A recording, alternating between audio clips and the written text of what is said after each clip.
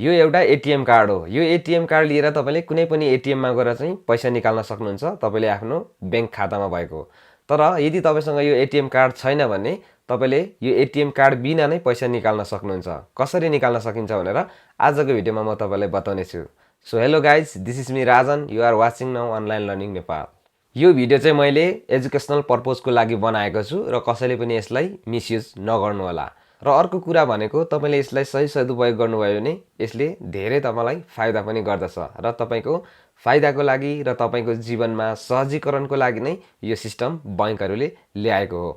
र ATM card बिना नै एटीएमबाट कसरी पैसा निकाल्ने भन्दाखेरि तपाईले सबैभन्दा पहिला तपाईले आफ्नो मोबाइल बैंकिङ सुचारु गरेको हुनुपर्छ। तपाईले आफ्नो मोबाइलमा मोबाइल बैंकिङ एक्टिभेट गरेको हुनुपर्छ र तपाईले मोबाइल बैंकिङ एक्टिभेट गरिसकेपछि चाहिँ यो फिचर्स प्रयोग गर्न सक्नुहुन्छ। र यो फिचर चाहिँ अहिले नेपालको दुईवटा बैंकमा मात्रै आएको छ, जुन चाहिँ हो एनआईसी एसिया र सनराइज बैंक। अब तपाईले अरु बैंकहरुमा चाहिँ अहिले यो सिस्टम पाउनुहुन्न। केही दिनपछि सबै बैंकहरुमा तपाईले यो सिस्टम पाउन सक्नुहुन्छ।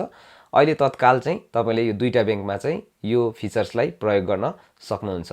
अब यो फिचर्सलाई कसरी प्रयोग गर्ने र एटीएम कार्ड बिना नै एटीएमबाट पैसा कसरी निकाल्ने म तपाईलाई बताउँछु।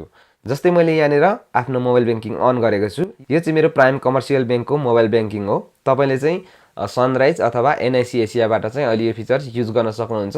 तर म कसरी युज गर्ने भनेर चाहिँ यहाँबाट देखाउँदै छु। यहाँ पनि यो अप्सन चाहिँ छ, तर हामीले युज गर्न चाहिँ मिल्दैन है त। सो मोबाइल बैंकिङ अन गरिसकेपछि तपाईले विभिन्न फिचर्सहरु यहाँ देख्न सक्नुहुन्छ। जस्तै मेरो चाहिँ यो पेमेन्टमा गएपछि यो फिचर्सहरु देखिन्छ है त। जस्तै म यहाँ पेमेन्टमा क्लिक गर्छु। पेमेन्टमा क्लिक गरिसकेपछि अब तपाईले यहाँ विभिन्न अप्सन देख्न सक्नुहुन्छ र यहाँनिर अर्को अप्सन छ कार्डलेस विथड्र भनेर। यो कार्डलेस विथड्रमा चाहिँ तपाईले क्लिक गर्नुपर्ने हुन्छ। जस्तै म यहाँनिर क्लिक गर्छु। अब यहाँ क्लिक गर्ने बित्तिकै चाहिँ तपाईले एमाउन्ट लगाउनु पर्ने हुन्छ। जस्तै यहाँनिर 1000 भनेर बसेको छ अलरेडी हैन। यहाँ तपाईले क्लिक गरेर कति निकाल्नु हुने त्यो एमाउन्ट चाहिँ तपाईले यहाँनिर सिलेक्ट गर्नुपर्ने हुन्छ। त्यो एमाउन्ट तपाईले सिलेक्ट गरिसकेपछि चाहिँ तपाईले यहाँ प्रोसिडमा क्लिक गर्नुपर्ने हुन्छ। यो प्रोसिडमा क्लिक गरिसकेपछि चाहिँ तपाईको मोबाइलमा के हुन्छ, ओटीपी कोड आउँछ।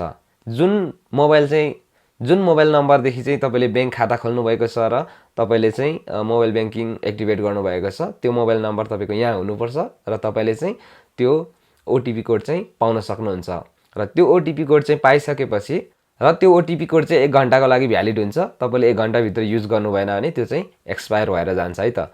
सो ओटीपी कोड आइसकेपछि तपाईले चाहिँ के गर्नुपर्ने हुन्छ भन्दाखेरि एटीएममा तपाईले देख्न सक्नुहुन्छ कार्डलेस विथड्र भनेर आउँछ। यहाँ देख्न सक्नुहुन्छ कार्डलेस विथड्र भनेर आउँछ। यो चाहिँ सरिरहन्छ है त, 2-3 वटा फिचर्स देखाइराखेको हुन्छ। अनि जब कार्डलेस विथड्र भनेर आउँछ त्यतिबेला चाहिँ तपाईले यो कार्डलेस विथड्रमा चाहिँ क्लिक गर्नुपर्ने हुन्छ। र यो कार्डलेस विथड्रमा क्लिक गरिसकेपछि चाहिँ तपाईले ओटीपी कोड लगाउनु पर्ने हुन्छ। र ओटीपी कोड लगाइसकेपछि चाहिँ तपाईले त्यहाँनिर एमाउन्ट लगाउनु पर्ने हुन्छ। र एमाउन्ट लगाइसकेपछि तपाईले प्रोसिड गरिदिनु भयो भने तपाईको पैसा त्यहाँबाट निस्किन्छ। सो यसरी चाहिँ तपाईले एटीएम कार्ड बिना नै एटीएमबाट चाहिँ पैसा निकाल्न सक्नुहुन्छ। र यो फिचर्स चाहिँ तपाईलाई किन सजिलो हुन्छ, के को लागि फाइदा हुन्छ भन्दाखेरि जब तपाईको मान्छे चाहिँ कतै अभर परेको छ, तपाई घरमा हुनुहुन्छ भने चाहिँ तपाईले अब त्यो मान्छेलाई चाहिँ तपाईले पैसा एटीएमबाट निकाल्दिनु सक्नुहुन्छ। त्यो व्यक्तिले चाहिँ तपाईको एटीएम बिना नै पैसा अब निकाल्न सक्छ। कसरी भन्दाखेरि तपाईले यताबाट मोबाइल बैंकिङमा यो सिस्टम चलाउने अनि उसलाई चाहिँ एटीएममा पठाउने, उसलाई एटीएममा पठाएपछि त्यहाँ थिच्न लगाउने कार्डलेस विथड्रमा, त्यसपछि ओटीपी दिने, ओटीपी दिएर एमाउन्ट हाल्न लाउने, त्यसपछि प्रोसिड गरेपछि के हुन्छ, पैसा निस्किन्छ। सो यसरी चाहिँ तपाईले एटीएम कार्ड बिना नै एटीएमबाट चाहिँ अब पैसा निकाल्न सक्नुहुन्छ। सो आजको भिडियोमा यति नै। भिडियो मन पऱ्यो भने लाइक, कमेन्ट, शेयर गर्न नबिर्सनु होला। नेक्स्ट भिडियोमा फेरि भेट्ने छौं। तबसम्मको लागि गुड बाई।